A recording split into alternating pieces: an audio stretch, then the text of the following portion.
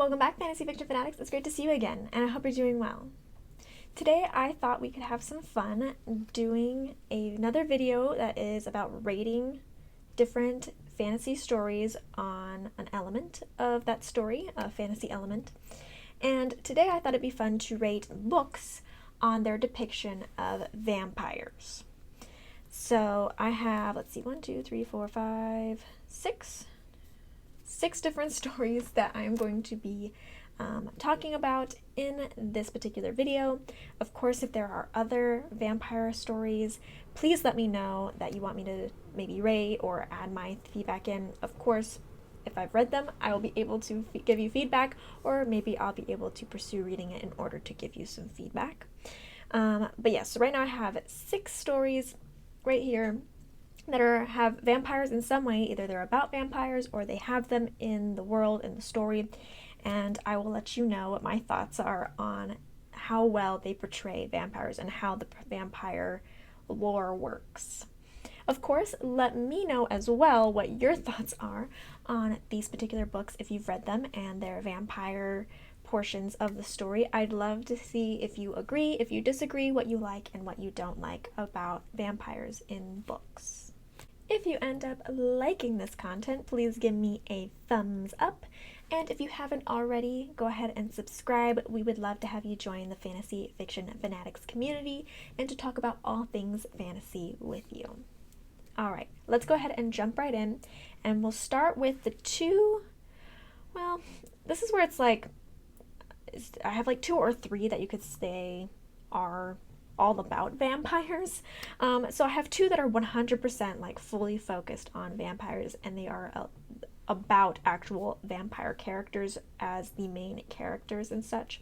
So I'll start with those 2 and give you my ratings. And then I have a third one that is a big portion of the book is about vampires, but to me, I feel like it has a lot of other elements. So it is about vampires, but also not, if that makes any sense whatsoever. So let's start off with Vampire Academy. This is a young adult novel series that is all about vampires and their society, and the main character is a Dhampir, and the Dhampir's portion in the society is to protect the vampires, to make sure they are safe and don't go extinct. So, that being said, it's very much focused on vampires, and the whole storyline is about this vampire society. Now, for these vampires, I actually think that they're pretty cool. I actually really like this series a lot, but I'm only going to give it a 6 out of 10. Because though I really like these vampires and I really like the concept and the story and everything like that, I feel like they're not the coolest vampires I've ever seen. I think they are definitely a little bit above average. So I'd say 6.5, somewhere around there out of 10, because they are cool and I enjoy them, but I don't think that they're as amazing as some of these other stories. But definitely check out this book series if you haven't already. I really like it and I really would recommend it. The next one that is all about vampires is called The Elemental Mysteries. And this is by Elizabeth Hunter. And it's a series of 4 books, but I think there's also some novellas. But the main story is 4 books. And this one gets the top rating from me of all of these 6 books, a 10 out of 10 as far as the vampires are depicted. This story does involve romance. I will put it out there as if you don't like romance in your stories, you're not going to like this set of series, because though it is not all about romance, the romance is a large portion of the story and why a lot of things happen. However, even though it is very focused on romance, it also has such an amazing vampire society. It has an amazing world. It is a very amazing, can I say amazing that many times, urban fantasy story. It is truly more than just a romance. It has so much to it, and I love the vampires in this society. They are so sophisticated. This whole world that they live in and that they do is really amazing. The characters are amazing. And the fact that the vampires have magic that falls into different categories of the elements is super cool. I really enjoy that. I enjoy how they use the magic. I enjoy how the vampires act and how they feel and how they're dangerous, but then also they have that allure like vampires are supposed to have. It's just excellent. I feel like I'm not doing it justice in my explanation right now, but I definitely think if you like vampire stories, if you don't mind having romance being a big objective in it, or a catalyst in it at least, please pick up this series. It is so underrated. I definitely would recommend this 10 out of 10 in for how cool the Vampire Society is and how complex it is and how complicated everything gets. So great, so amazing. Definitely check it out. Now, the one that's kind of wishy-washy of like whether it's actually vampires or not is called the Guild Hunter series. This is by Nalini Singh, and it is more about angels in this story. It's got the main character is a hunter who ends up getting involved with angels, and the angels are super high in the society. They kind of run the society of everything, and angels themselves make vampires, and people can, put in an application to become a vampire. So for this particular series, I would give it a 5 out of 10. It's very average for me, especially since we kind of have vampires as a big portion of the story, but it's also not the focus of the story. They are interesting, and in many ways I do like them. They're kind of more, I'd say a little bit more of the traditional kind of vampire in terms of like, sucking the blood and being that creepy element and having more of the, I don't know how to explain what I'm trying to say. The element of where like you don't really know if they're like good or bad or whether they can choose to be good or bad.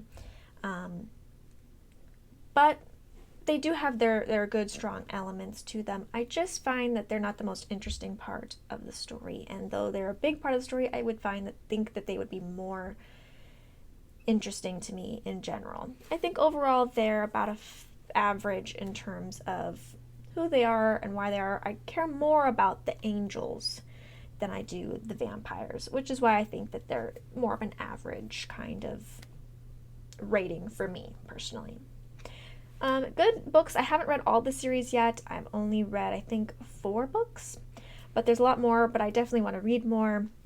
But I'm not reading them for the vampires, if that makes sense. I'm reading it more for the main character and the main angel characters. Okay, next I have 3 that are really more about urban fantasy world as a whole and not necessarily about vampires. But vampires are an important element of this world, and you do understand the world and how they interact with it. The first one is going to be my least favorite of all of these, and that is going to be the Kate Daniels series by Iona Andrews. And I give it a nice whopping 3 out of 10, which is my worst rating of them all, and I seriously don't really like how vampires are portrayed. I think there are cool elements. I think there are cool elements of the vampires, and they're the most unique of all of these ones of how vampires are portrayed. Basically, in this world, there's a group called the People, and the People are humans that can, in some way or somehow, they have some ability to manipulate the undead, which are vampires, and they pilot them because vampires are mindless animals that can't think for themselves, and they use their magic to pilot these vampires in order to do things that they want done. And I just really don't care for that. One, it's confusing. In the first book of this series, it's so confusing to figure out what the heck is happening with these vampires. I don't get it at all until I had to read it that first book a second time in order to understand it better.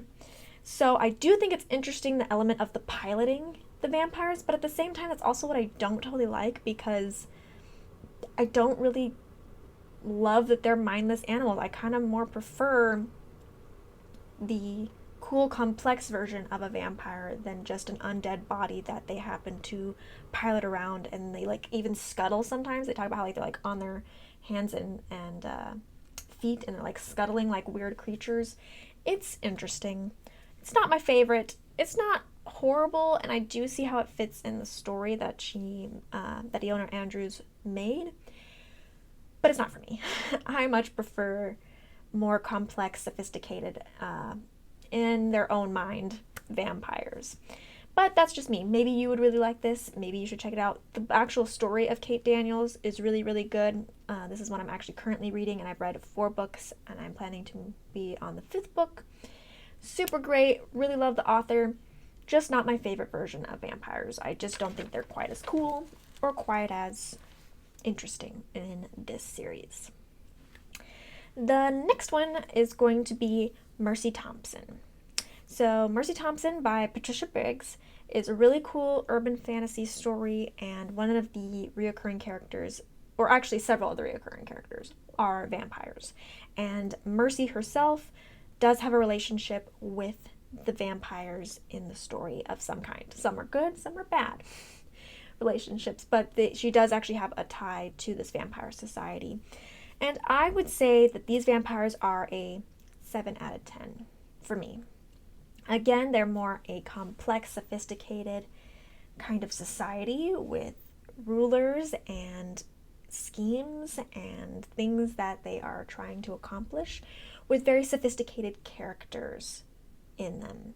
I will say, even though I gave this a 7 out of 10, they do seem the least amount of like traditional, seeing them feed on humans or whatever. Like, we do have those elements of it, but I feel like it's not as a main focus of them. We don't really see them in their hunting practices as much, though we do get descriptions of it.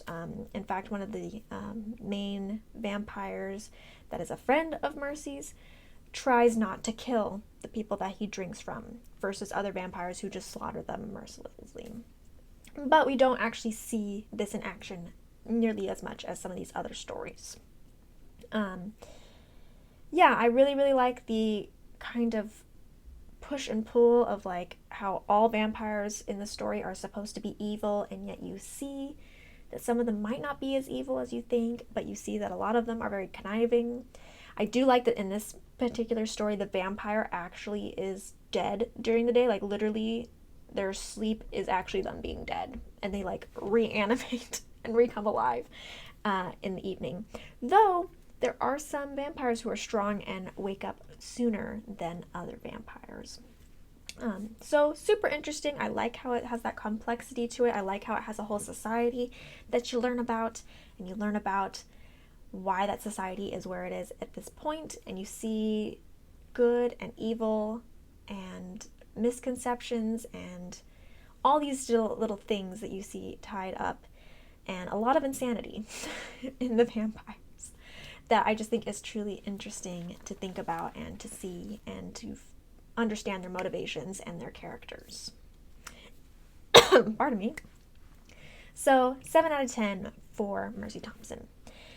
Now, the last one is going to be the Dresin Files, which is one of my all-time favorite series ever by my favorite author, Jim Butcher.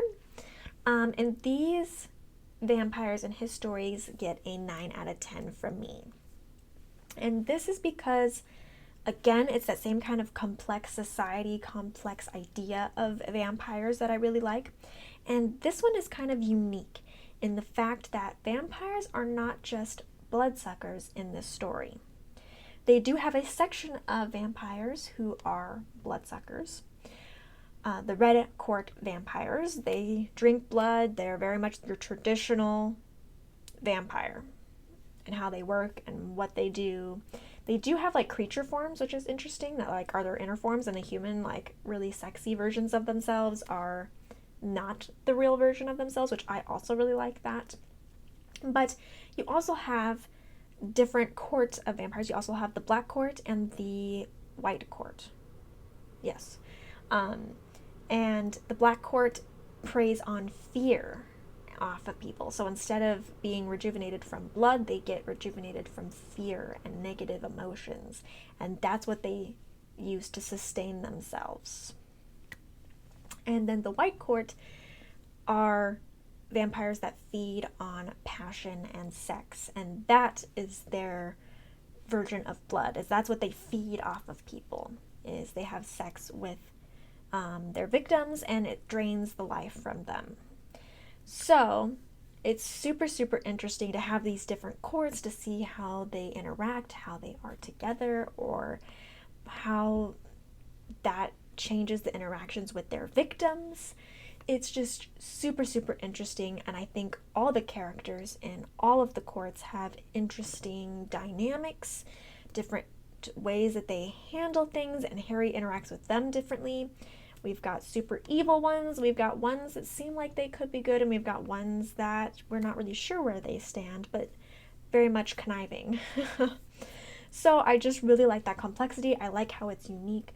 I like the characters that are involved with them and how they use the vampires in the storyline. So overall, for me, a 9 out of 10 on that one, my second favorite of the group. So I've got quite a range. I've got one that I really don't really like at all. I've got a couple averages, and I've got a couple that are really amazing. Again, my favorite ones are Elemental Mysteries. Definitely check those ones out if you like vampire stories. Definitely check it out. But all of these series I would say to check out and to recommend to you guys. So if you haven't tried them, definitely check them out. They are really amazing. And I hope that you will tell me which books you like as far as vampires are concerned, or which ones I should try if I have not already. Let me know what you think of these ratings, and if you've read any of these stories, what you would rate it yourself. And I hope you enjoyed this video. I'll see you guys in the next one. Bye.